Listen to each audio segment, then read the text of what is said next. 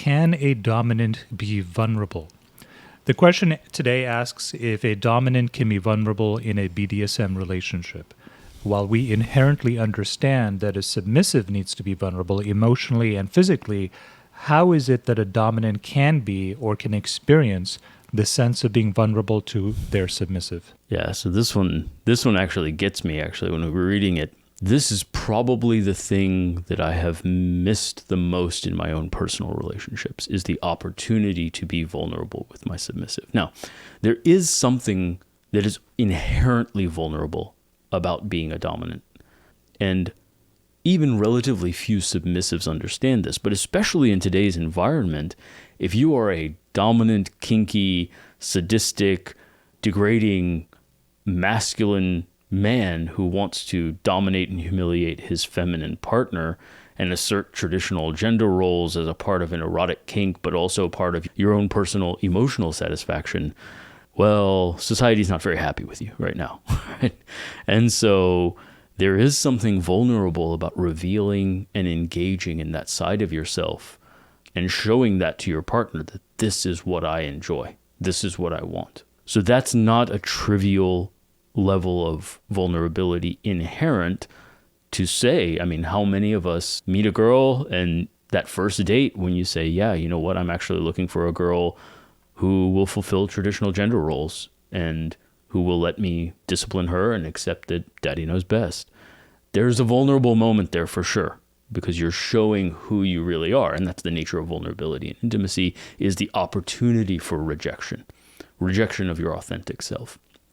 Now, the flip side of that is if I am having a hard time for some reason, God forbid my mom dies, or I lose my job, or any number of things happen, then I think many people I read online struggle with the notion of, well, then how do I maintain the dominant role? And I think, again, this is part of the challenge where they haven't fully incorporated their dominance.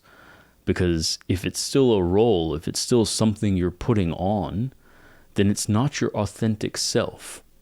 Vulnerability, intimacy comes from your authentic self. And if your authentic self is dominant, then that's just intimacy. Then dominance isn't a separate thing. It's just authenticity. Now, if you're playing the game because your partner's into it, and we've done previous podcasts where we've had discussions of some woman who's into something, her boyfriend's not into it, he's trying to get into it and whatever, and he puts on dominance as a role to please her, then yes, that's going to get shaky when you're under stress. But if it's just who you really are and the dominance you're expressing is just a facet of yourself, then it doesn't get shaky because you didn't change to a new person just because you're stressed. You may shift the play to say, hey, you're going to be serving me more. You're going to be, something simple, like you're going to be giving me more blowjobs and I'm going to be face fucking you less. Now, the shift there, it's still oral sex on some level, but the shift in tone is I need service because I'm stressed and tired and I'm not putting the energy into it that I would ordinarily. Now, is that less dominant? No, it's authentic. It's a frame. It's a shift. This is what I need. This is who I am. I'm in charge, and I'm still directing you to do it the way I want to. If I want you to ride me and to be on top, I'm not being submissive to you. I just told you what to do. This is what I want. And that's dominance on some level, is still taking the lead to move forward. And so if you need to cry, if you need to show, to just take a moment in your intimate relationship to break down, then what you need is for your partner to take care of you, to say, hey, I want you to take care of me in this difficult circumstance. And I think that in a healthy relationship, that is the same thing. Just like kink is authenticity, those moments of breaking down are equally authenticity and intimacy. And if your partner can't receive that, or if your partner, and this does happen, by the way, this is not a trivial issue. Many women have reported like, oh, I saw him cry once and that was the end of the relationship because I lost respect for him, quote unquote.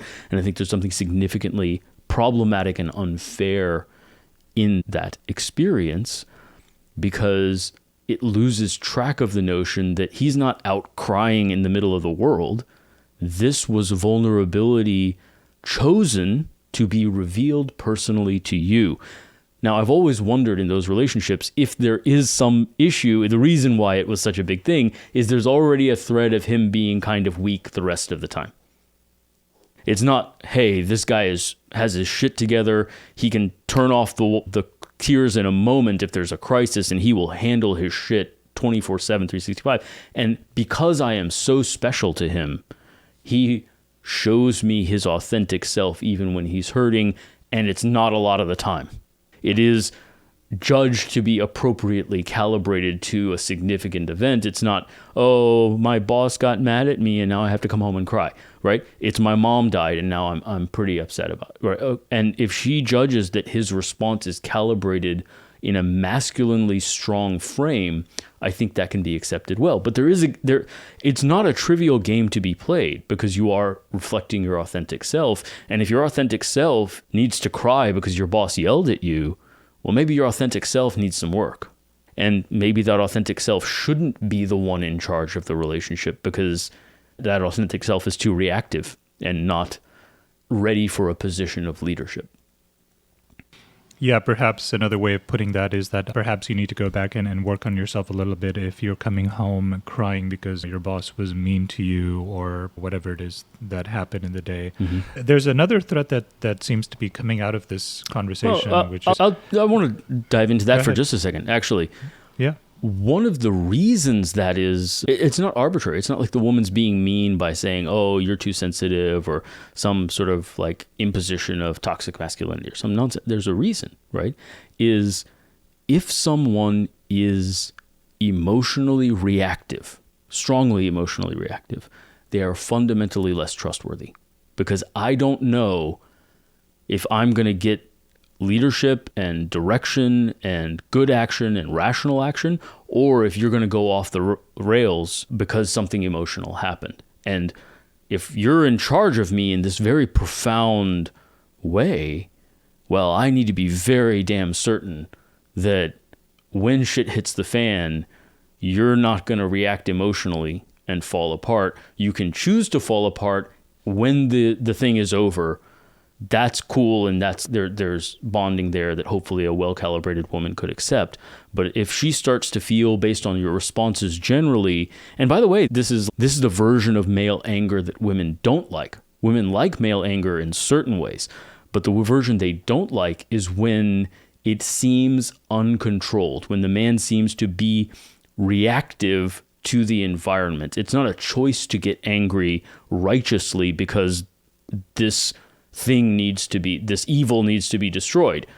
Women are down with that. But, oh, the waiter put my fork down wrong.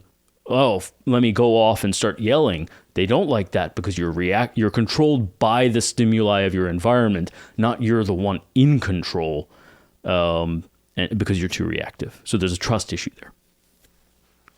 Yeah, what I was getting at earlier was there seems to be another thread pulling out of this conversation, which you kind of partially already responded to, which is this notion that if you are somebody who is needing a lot of support all the time, hey, I had a bad day, I need your support. Hey, my boss yelled at me, I need your support. Hey, this other thing, I stubbed my toe, I need your support today.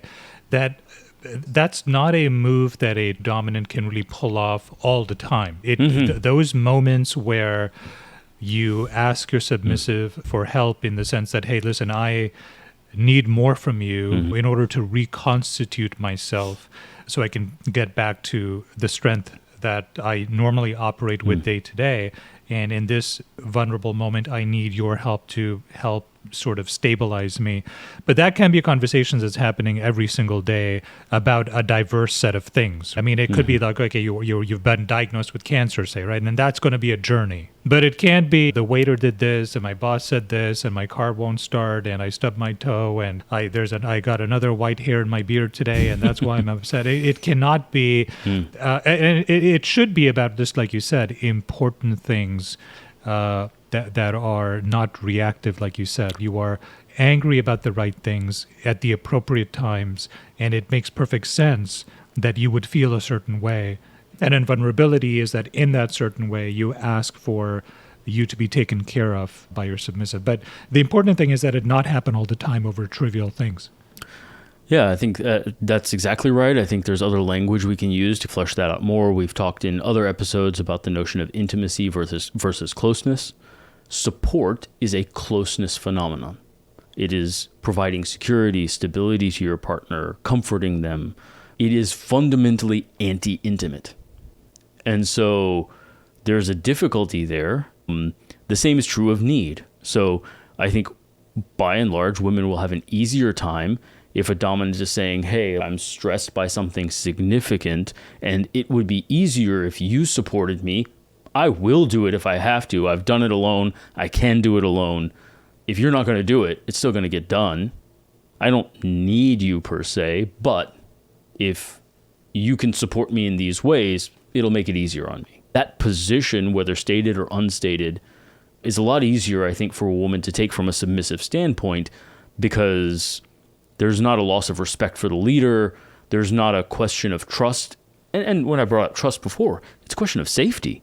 Is, hey, I've got this person in charge who can't handle his shit. Well, I'm not safe then, right? And so I do think that there are ways of getting that support in ways that are vulnerable, which is the original question, but are not triggering the notions of insecurity, of need, of being controlled by stimuli rather than being the one in control. I think there are ways of doing that that are more consistent with maintaining a healthy dominant frame.